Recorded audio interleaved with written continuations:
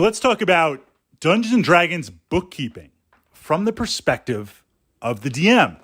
So this idea of consumables in D&D, arrows, food, torches, rope, things like that, just over the course of a normal adventuring session, do you keep track of them? As a dungeon master, do you require them?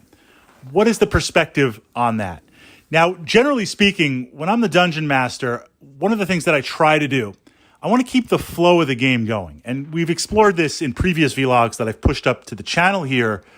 You sit down to play D&D, and there's this moment where we are crossing over into the Dungeons and Dragons realm. Like literally, you're forgetting about that paper that you have to write. You're forgetting about all the other stuff that you probably should be doing where you're like, we're playing D&D tonight. You're literally stepping into the avatar. You are literally becoming your Dungeons and Dragons character.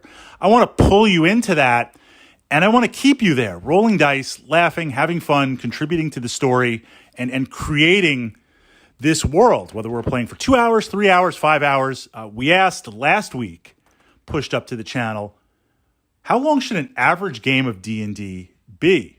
I mean, could you do like 10 hours and not burn out? So from that perspective, I say whatever time that we're playing, I want to keep that immersion. I want to avoid things that potentially or could potentially break that immersion. So from the DM perspective, I really don't play with consumables. I'm not going to have my characters track every single arrow, bolt, or sling stone that they utilize. I assume that you're going to have enough. I mean, we're not talking about like a castle siege or something extended like that. Likewise, food, I assume you have enough. And in terms of consumables, to see in a dungeon, torches, lanterns, I assume that you're going to have the basics as an adventuring party. So from that, light in terms of how you see and what you do. And if there's other little incidentals, like you go and buy a mug of ale, I'm not going to be like scratch off 2 copper pieces. Really, we just kind of play with silver and gold. And I think current edition of D&D is primarily gold. I assume that copper you're going to have is like kind of pocket change and utilize that just to keep the immersion going, just to keep that going from that perspective. Now, to counter that, and again, there's no right or wrong way to play D&D. There are certain times where maybe you do need to track the consumables. There was one adventure. It's the Lost Island of something something. It's a classic D&D, classic Advanced Dungeons and Dragons adventure. Absolutely no spoilers. It's like one of the top 10 adventures. And I believe in its purest essence. Is it Calasmere? Lost Island of something something. In its purest expression, it wants to use the Advanced Dungeons and Dragons rule set, which is a lot more lethal, no baby cakes, no auto win like the current edition of D&D. But I had brought it into the current edition of D&D because that's what the players were familiar with.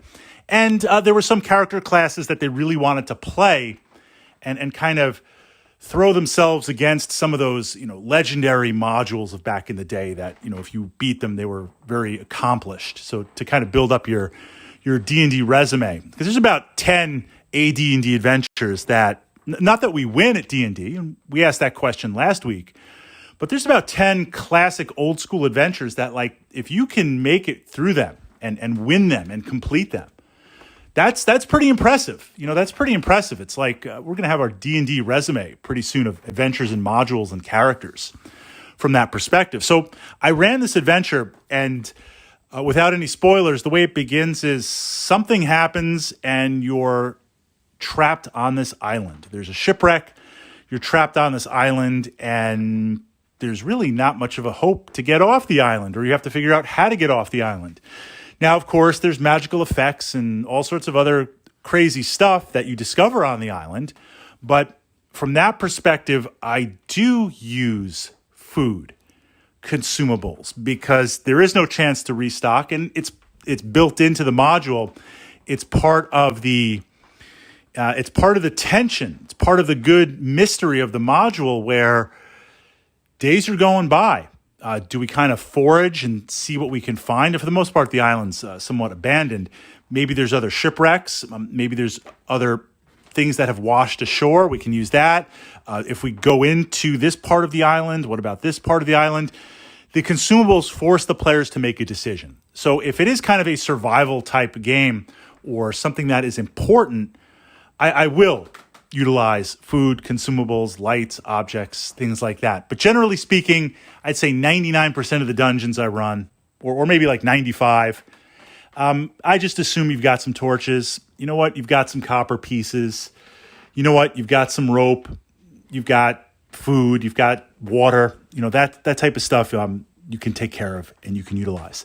With the focus of, we're doing this D&D thing. We've got this immersion thing. What can we do to pull our players in, build the immersion, and then keep them there?